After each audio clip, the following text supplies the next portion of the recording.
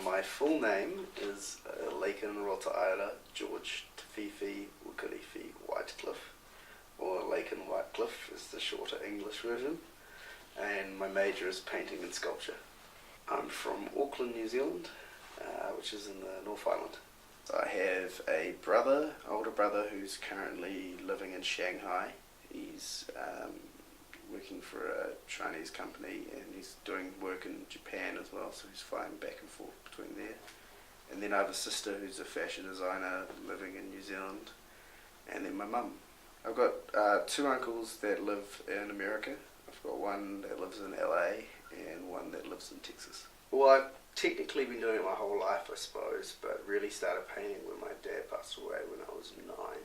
My dad was an artist. He was pretty famous in New Zealand as an artist, and I always looked up to him painting, and always, ever since I was a kid, I've always said I wanted to be a painter, just like my dad. So it's definitely a huge inspiration for me. He was just really interested in the human condition and looking at different aspects of human culture. Ultimate expression of yourself. It's like a window to your soul where you just let everything out, type thing like that. We have quite a good art culture in New Zealand. But then there's also, I suppose the biggest inspiration at home is our rich culture, the Māori culture, amazing intricate designs and that, so that's my main influence there in New Zealand. And over here there's just, it's like so many different other cultures mixed into one. We speak Māori. I am Māori. My father was half Māori, so I'm a quarter, which is quite a lot. It's the indigenous people, kind of like the Native Americans. So the Māori language is like no mai, haere mai, haere mai ki te koro kingi. So that's Māori. I speak a little bit of that. I've been learning a bit of it as well. It's kind of hard to do artwork where you don't talk about yourself. And my identity is obviously heavily rooted in New Zealand and my heritage in New Zealand. That's one of the amazing things about being here. I suppose New Zealand's biggest draw and attribute is being so isolated from the rest of the world. Like, we're so far away to fly from anywhere in the world, so we're stuck, which is great because we don't really have any of the world's problems, and we're just by ourselves, just chilling on the beach. But then it's also bad because then if you want to get involved with the rest of the world and communicate, it's kind of difficult. So like in class we just look at pictures and books of all these famous artworks and we never actually get to see them. But then over here I can just go into the Met and go into MoMA and go into Chelsea and look at all the galleries and see this amazing work. So we've got this huge resource which is right there, which is like incredibly inspiring, and helps me think about all these different new ideas and how to implement them into my own work. I think you learn a lot, like in experience from being in a different country. Like it really, I don't know, you pick up so many things that you didn't realise that you thought were the same everywhere, but it's actually just New Zealand, or things that you thought were only in the movies in America, and you're like, oh no, it's actually like this here. Yeah, definitely miss home, but it's like kind of hard to miss home when there's so much stuff going on here, and it's pretty fun. So I coach the Montclair State rugby team, which we have trainings Tuesday and Thursday night. Well, rugby is pretty much for New Zealand like American football, basketball, ice hockey, every American sport all in one. It's like this the only sport that we really care about. It's like rugby, maybe a little rowing. It's pretty much the only sports that we really like care about and really good at. We're the number one.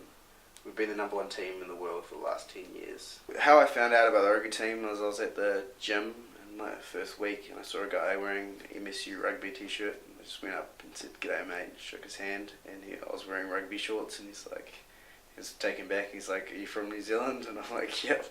And asked me to come along to the training, and that was Dan Sofa, who was the captain of the team last year.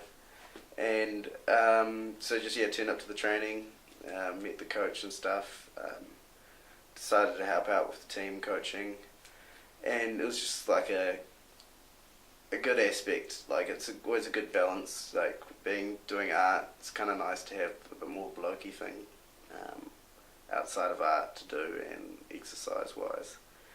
And so it's like in a little bit of home that's over here, because rugby life is pretty much integrated into New Zealand culture, so it's a little bit of taste of home that I get over in America.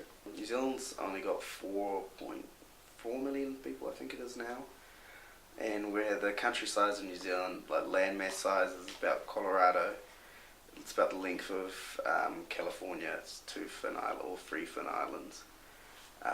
So it's just like not as many people. Like New York, like my family is from Makatu. My Māori family's from Makatu, and like the population there is probably about 500 people. So like Montclair State Campus is like a town in New Zealand, so you can imagine the amount of people being around is quite intense. So I live in Auckland, which is the biggest city in New Zealand, and that's 1.5 million people. But that's spread out. Like there's no city centre. Any like 1 square block in New York is probably the size of New Zealand. Oh, size of Auckland, like city size. So it's a lot different.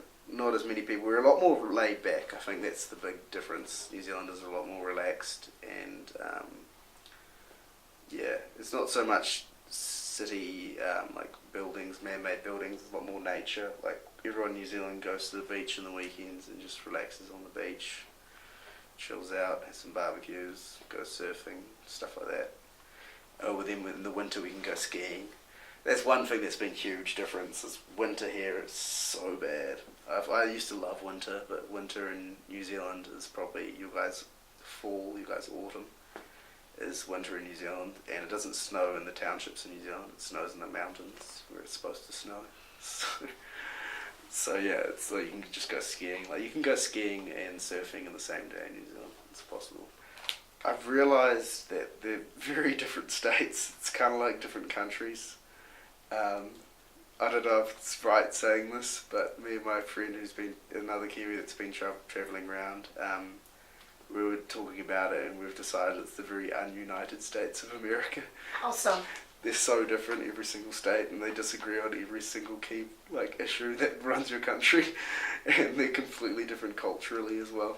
But yeah, it's great. Like I've been to, I think around about 20 to 25 states in the last year. I don't know. It's kind of hard. I need to calculate it all up, but I've been driving around a lot. My favourite thing about New Jersey, I don't know. I don't know, the people. I really like the people. I suppose it's because this is a place where I've got to connect with the people enough as much. Yeah, everyone's been... That was one misconception that I felt when I came here.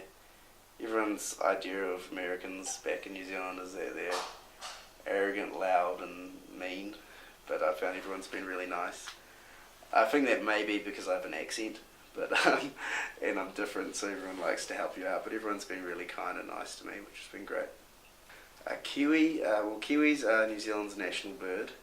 They're little fluffy birds about this big with long beaks, and they're flightless birds.